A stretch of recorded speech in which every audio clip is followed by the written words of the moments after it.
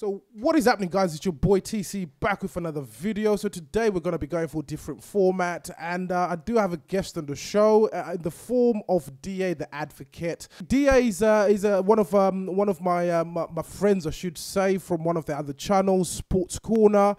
You will be able to find the link to the channel in the description below, as well as the logo will certainly be attached to this video, as you can see above. So DA, please introduce yourself to the audience. What's good, what's good? It's your boy DA from Sports Corner UK. Yeah, just here to spread the blessings with TC on his channel, man. What's going on? Nice to have, well, more than happy to have you today on the channel today, DA. And the reason and the purpose we're having DA today on the show is based on the fact that he's a Liverpool fan. And yes, as we all know, Arsenal are facing Liverpool on Friday, just before we go into the festive period. So fingers crossed, Arsenal will come up trumps. But we're going to discuss a little bit about Liverpool and Arsenal. As we all know, at the start of the season, Arsenal didn't fare well against Liverpool. It was a horrendous performance from ourselves. But in terms of a brief team news, I'm just going to run through a little bit of team news. Basically, we played last night in the Carabao Cup, and we certainly picked up a couple of injuries, and that was in the form of Giroud and Coquelin. I'm not too sure if DA have got a bit of team news to report for us in terms of Liverpool. Yeah, not too much, to be fair. Obviously, other than the main injuries that we've had, obviously Lallana's already dropped back into the team. He's starting. He even played on during the game against Bournemouth as well. He's not back to his personal best, but I think that'll probably pick up over the course of the season. And you'll probably end up seeing the same Fab Four. I think he did rest one or two players against Bournemouth on the weekend. Good thing for us though is we didn't play midweek in the Carabao Cup because we obviously got knocked out. However, on the flip side, I don't think Arsenal will be affected too much because you guys did rest pretty much your whole squad. It was interesting to see though that Kolasinac played left back for you guys the other night against West Ham. It is quite interesting. Yeah, it seems like Maitland-Niles is sort of pushing for that left back spot, even though I think he's a traditional winger. I used to play football with Ainsley Maitland-Niles as well. Big ups to him and his brother Chordy as well. Yeah, with him and his brother Chordy as well. Brilliant. I was around 15 years old myself, and they came across as, I think they were probably about 9 and 7. And they literally just used to run rings around all the teenagers in the park, man. So you always knew that this kid was going to be destined for some big things. And to be fair, he's looked good so far.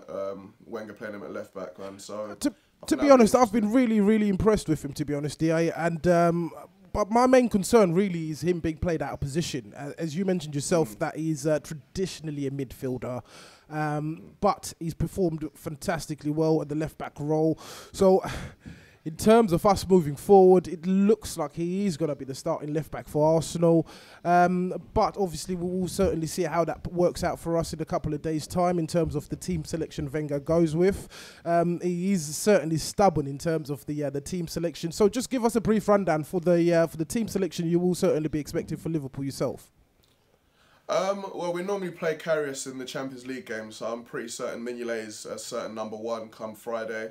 We'll probably go for, well, Klopp does love to tinker with the team, but I reckon he'll probably go for Lovren, and he'll probably go for Klavan. I heard that Matip might not be fully fit as well for this Friday, so it could be those two at the back, and then he'll probably go for Gomez at right full back.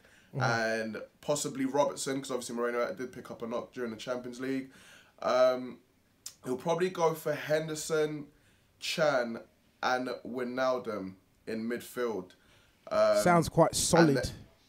It does, to be fair. And then you probably will see one of the Fab Four miss out. I'm not sure if Mane will start. I know he didn't play, or he didn't start against. Well, yeah, Chamberlain playing in the game against Bournemouth, but I think the main one to look out for is probably going to be Salah on that right-hand side and Firmino up top. I think Salah against Maitland-Niles is going to be really interesting. However, saying that, Salah doesn't always stay out wide. He does tend to sort of drift into the central positions, and then that's where you sort of see him inflict the most damage against the opposition. So it'll be interesting to see how Arsenal deal with that one. Will Maitland-Niles track back with Salah, go inside, leave a gap on the right side, and then let our full-back overlap? It'll be interesting to wait and see for that one, man. Well, personally, I'd like to see a bit more experience on the left-hand side. If Salah is going to be starting on the right-hand side for Liverpool, as you've mentioned, of course, it will be a very, very difficult game for whoever is going to be marking Salah on that right-hand side. He does drift in a lot, either if he's playing on the right or he's playing on the left. But my next question to you, DA, was do you reckon we will see Oxlade-Chamberlain starting? Do you know what? He has been playing really, really well progressively. A lot of people have criticised him, saying that he's not had an instant impact at Liverpool. £40 million. Is he worth the money? I definitely think he is worth the money. And I was actually surprised that we managed to get him off Arsenal. I know he's not had the most successful time there, but he is a player that has had a lot of potential. I've been an Ox fan from day one, since he first arrived at Arsenal. And I think he's got all the potential to go on and be a very decent player. He's got the pace. I think he's got a decent football brain on him, and he's a strong lad as well. And I think why Klopp has sort of brought him on from substitutes positions is just to let him embed into the team nice and slowly, gradually, not have too much attention on him. And I think it's working in this. It's not a coincidence why he ended up getting man of the match against Bournemouth on the weekend. However, I don't think it will earn him a start, but I definitely think that you will see him at the Emirates on Friday, and I think he probably will come on second half to try either stabilise the game for Liverpool if they're winning, or try and chase it if Liverpool do find themselves behind at that time.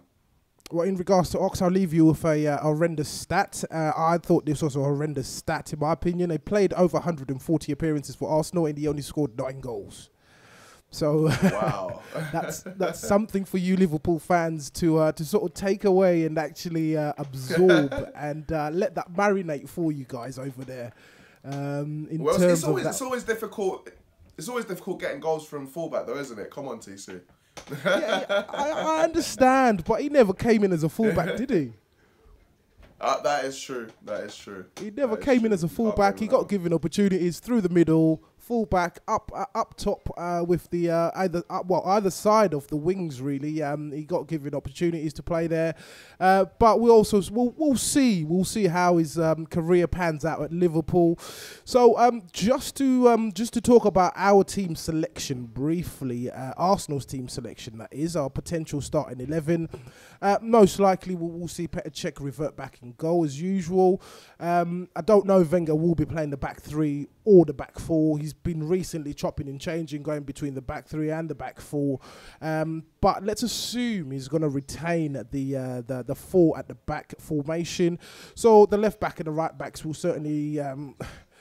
the right back is not going to be changed. We'll see Hector Bellerin playing in that position as usual. The centre back pairing of Koscielny and Monreal, which I'm not a big fan of. A lot of people who watch this channel certainly do know that I'm not a big fan of Monreal at centre back.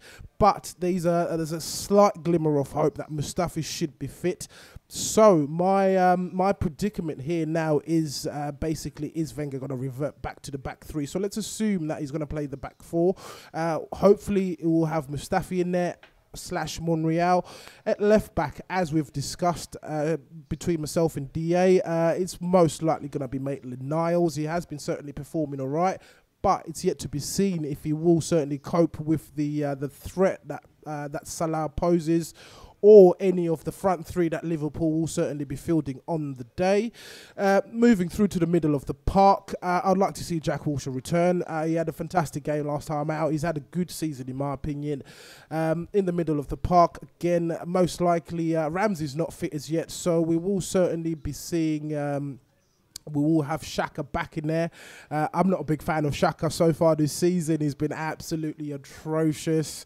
Up top, we're going to have the trio, the one I call AOL, which is Alexis, Ozil, and Lacazette.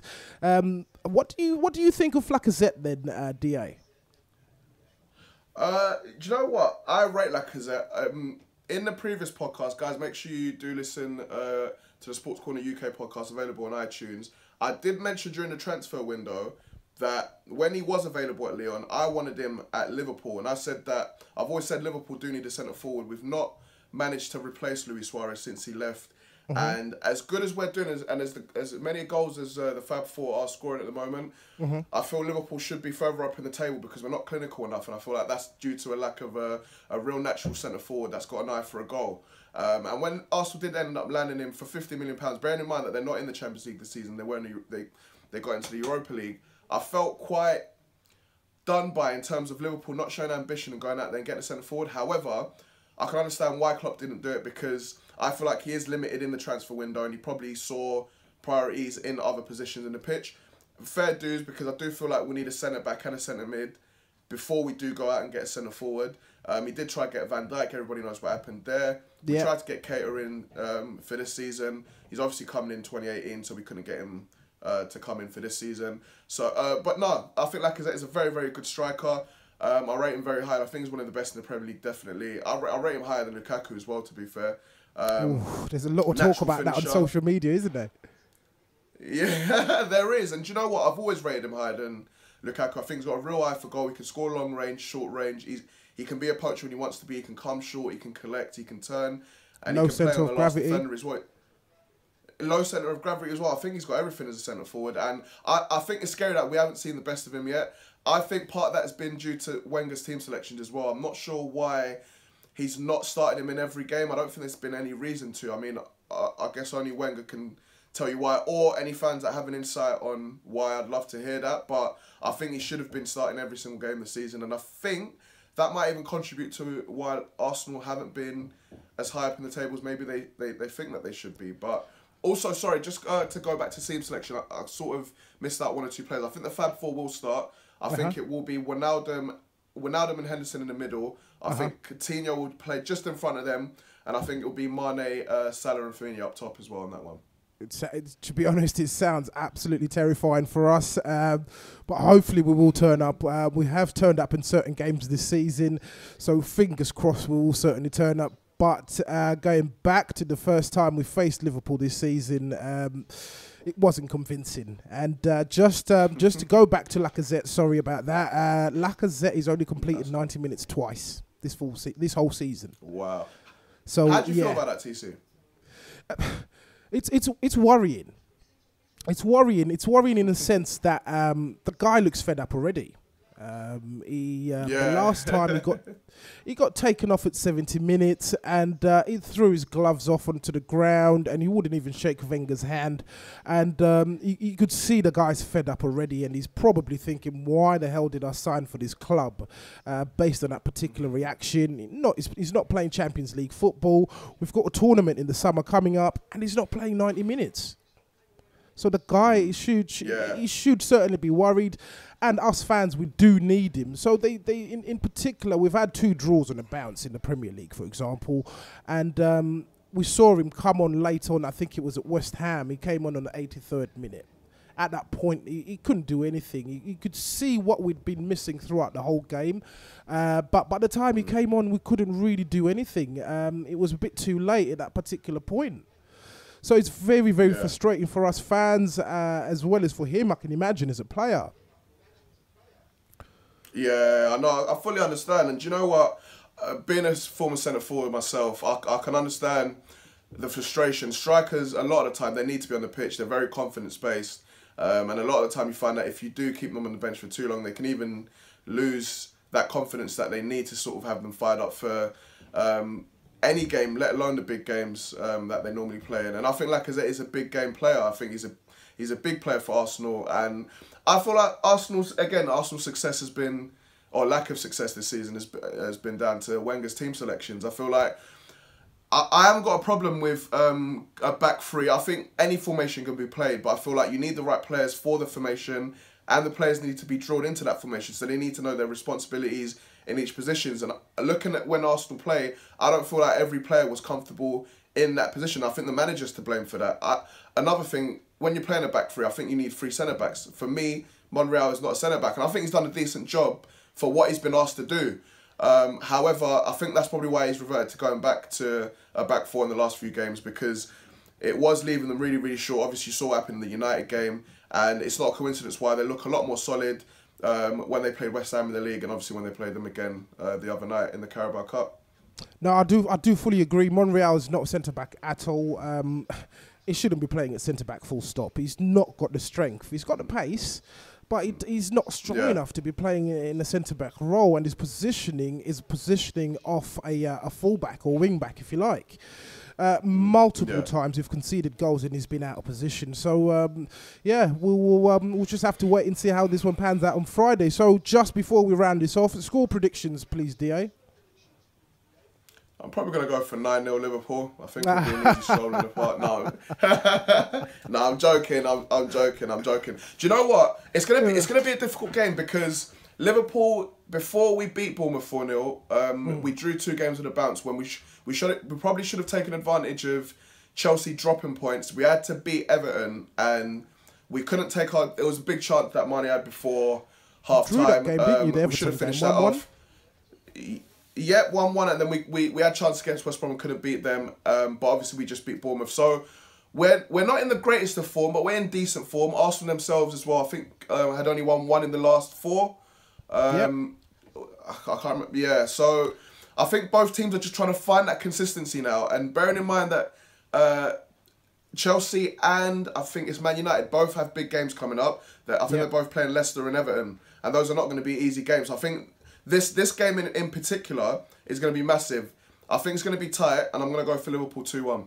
Liverpool 2-1. No, fair prediction. I'm going to call a draw on this one.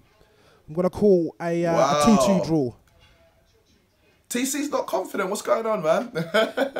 Do you know what? It's just based on the form. I'm a realist as well. And I don't see us running away with the game. We may turn up on the day. I'm not too sure. But I'm going to call for a 2-2 draw. Fair play, man. So, and just let the audience know where they can find you as well, please, DA.